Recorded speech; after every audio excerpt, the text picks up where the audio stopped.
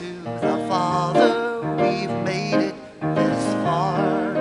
Thanks to the Father, we know who we are. Much fun fellowshipping. I decided there was a time to put an end to that and get serious. So, not too serious, but a little bit. We're so glad to have you here this morning. Thanks so much for coming out.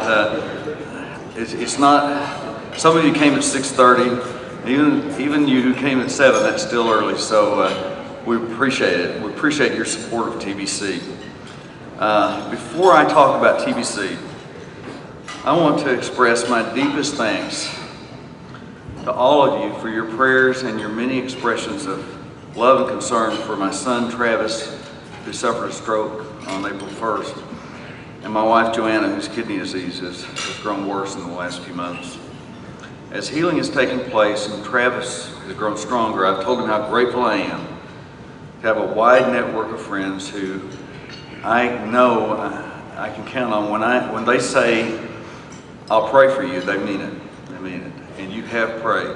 And many have asked about them the past couple of days, so I'll just give a real quick update. Travis has a long road ahead of him, but he's been out of the hospital for almost a month now, which is just remarkable considering what happened with him. He goes 5 days a week for 6 hours of very intense rehab at an excellent facility that specializes in brain injuries.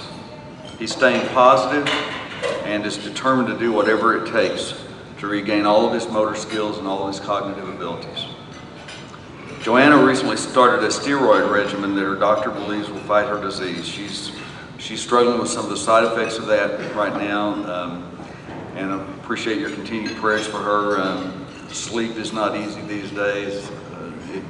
She doesn't get a lot of sleep with that medicine, but she goes back to see the doctor next month, and we'll learn then just what progress we're making in fighting her disease. She's also on we've sent in an application for a kidney transplant, and we'll soon start the process for that.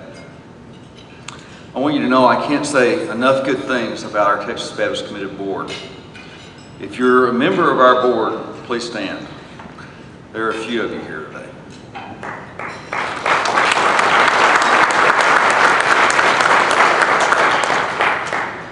For the first month of Travis's illness, and maybe a little bit more, I was spending 14, 15-hour days at the hospital every single day. This board was entirely supportive and understanding. When I thanked them at a conference call in May, their response was, "We're privileged to walk this road with you." I could not work for and with a finer group of people, so I want to say thank you to them.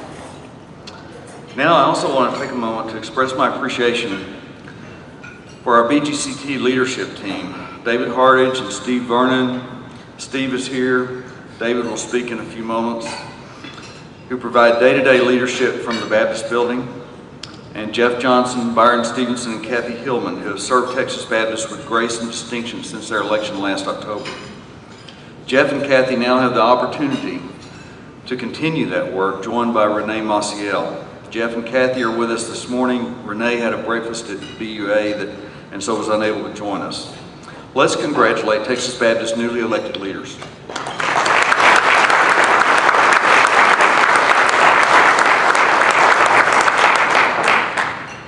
Last October in Corpus Christi, I gave a brief recounting of the renewal process that TBC had gone through since the retirement of David Curry in the fall of 2009. It began as a story of reassessment and revisioning, a period during which we were relatively quiet publicly. This was followed by efforts to reconnect with our supporters and undertake new initiatives, reflecting the vision that our board had arrived at to meet the needs and challenges of today's Baptist environment. I reported then that our number of donors had more than doubled in 2012 over 2011, and that the dollar amount of 2012 donations had shown an increase of almost 70% over 2011. Today I can report that as of June 30th this year, the number of donors and the amount of donor gifts are both approaching the totals from 2012 already, meaning that you are responding to what we're doing and want to be a part of it. Initiatives begun the past 2 years are bearing fruit in 2013. Each week, we still have numerous people viewing our Baptist Priest videos on our website, which were produced 2.5 years ago. The number of people opening our TBC Weekly Baptist Roundup e-news continues to increase. Only last October in Corpus Christi, I reported to you that over 500 people were opening the Roundup each week and clicking its links. 500. Well, that number has been over 700 now for several months. So people are continuing to connect with the Roundup, and I expect that number to continue to grow as people discover a central hub from which they can find Baptist news, opinion, and analysis from a wide variety of sources. Last year, we established the TBC Advisory Network, consisting of clergy and laity across Texas, who can make TBC more effective in helping churches by letting us know about churches that are without a pastor, recommending solid pastoral candidates, and providing us with names and resumes that we can pass along to pastorless churches, and providing us with information requested by search committees concerning specific pastoral candidates.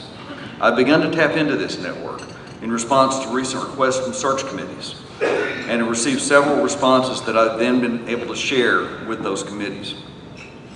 We plan to gather this network together each year at the annual meeting so that we can put faces with names and give them a chance to truly network with each other face to face. That first gathering will take place immediately after this breakfast. So you're all welcome to stay, even if you just want to find out a little bit more about the advisory network. Your presence here today says you care about the mission of TBC. That's really the only qualification you need to be a part of the TBC Advisory Network. I still read occasional op-ed pieces longing for peace among Baptists. Why can't we all get along, they ask. Well, that sounds great. I wish we could. But get along at what price? Those who say both sides are at fault are either ignoring or denying the history of the past 30 plus years. One side wanted to get along. One side said, we can disagree, but still cooperate. The other side said, if you don't use our language about God and the Bible, we don't want you with us. It was not our choice to leave them. We were told to leave. We were told we weren't welcome. Those who say fine, but that's ancient history, are either ignoring or denying reality. The reality that one Baptist convention in Texas was formed solely because they couldn't work with the rest of us. We in the BGCT didn't ask or tell them to leave. We said, again, we can disagree with you, but still cooperate in spreading the good news of Jesus Christ. My word. We in this room don't all agree with each other on everything. But we still work together and we still cooperate. We still have a common cause. But they said, if you don't use our language about God and the Bible, we don't want to be a part of you. It was their choice to leave us in Texas. Last year, TBC published a brochure that lists and explains critical differences between the BGCT and the Southern Baptist of Texas Convention. Since then, I've had quite a few requests from TBC supporters for 10, 25, even 50 copies to share with members of their church. Why? Because they don't want their church to fall prey to the destruction brought by the SBTC to churches across Texas. Whereas the BGCT starts churches, the SBTC steals them. Churches with a long history of BGCT affiliation. But they are effective only when a church's people are uninformed. The greatest threat to the Southern Baptist of Texas Convention is an informed congregation that knows when it is being fed lies and misinformation. I continue to receive calls from members of pastor search committees around the state asking for TBC's help, requesting information on pastoral candidates they're considering, even requesting resumes of pastoral candidates in whom we have confidence. These calls are my top priority. When I get a call like that, I immediately start working phone and email to get the information they need. The TBC Advisory Network provides us with a new critical resource for responding to these requests for information. Again, I hope you'll consider getting involved as a member of the Advisory Network. So this is our commitment at TBC, to help keep Texas Baptist churches as places where people are free to serve out their call as they are led by God. We do not insert ourselves into local church situations because we respect the autonomy of the local church, but we want to respond to the concerns of members of those churches as they work to keep their churches free from the control of the Southern Baptists of Texas. We're here to help Texas Baptists in their churches, and we're privileged to partner with the Baptist General Convention of Texas in that work. We work closely with the BGCT's Pastor Church Connection Office and BGCT Church Strategists to help these churches. Along with all of this, we continue to do what TBC has always done, encourage strong, positive leadership for the Baptist General Convention of Texas, keep Texas Baptists informed, and encourage attendance and informed votes at the annual meeting. Speaking of which, as I listened to the speakers on Sunday evening, wasn't that a wonderful worship service? And saw the diverse group of people on stage who proclaimed, "I am a Texas Baptist." And looked around and saw that same diversity reflected across the room. I couldn't help but think of TBC's role through the years in encouraging diversity among our leadership. Texas Baptist Committed played a critical role in encouraging, supporting, and endorsing the first Hispanic BGCT President, Albert Reyes, the first African American BGCT President, Michael Bell, and the first woman BGCT President, Joy Fenner. All three of whom were members of the TBC board when they were elected to the BGCT presidency. We are committed to diversity on our board. Not diversity simply for the sake of diversity, but diversity because it makes us stronger, it makes us better, it makes us more Christ-like. We can better meet a diversity of needs, and that, after all, is the example of Christ, when we can draw from a diversity of input, cultural experiences, life outlook. No matter how well-intentioned we are, we will fail miserably to understand the needs of communities that are different than ours unless we have members of those communities, whether ethnic, gender, cultural, age, racial, socioeconomic, sitting at the table with us, offering their perspectives and input. I'm proud of Texas Baptist Committed's role in encouraging and promoting diversity, and our board and I are determined to continue that legacy. Along that same interest of listening to different voices and perspectives, it's important to remember that while we work closely with the BGCT and support the BGCT, we're not an agency or even an auxiliary of the BGCT. Texas Baptist Committed is an independent organization. One of our roles is still to be a watchdog. Our priority is to preserve our Baptist heritage and see to it that Baptists stay true to that heritage.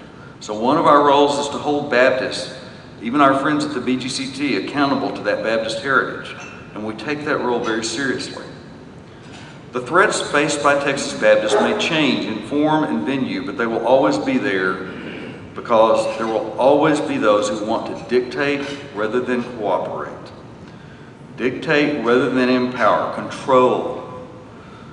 In looking to the future, we need to show college and seminary students of today why they should be a part of Texas Baptist Committed. I know we have a few students with us today. If you're a college or seminary student, would you please stand? And we had some others sign. Yeah, let's please.